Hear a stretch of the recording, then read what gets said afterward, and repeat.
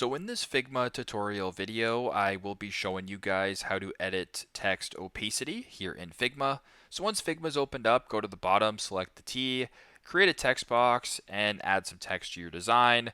I will just type in the word opacity.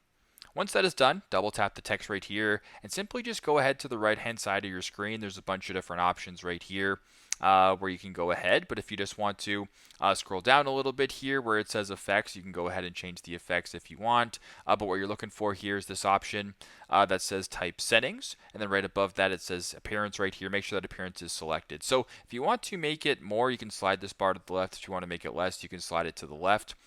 Just like that. You can also change the percentage manually. So if you wanted to make this like 30%, you can type in 30.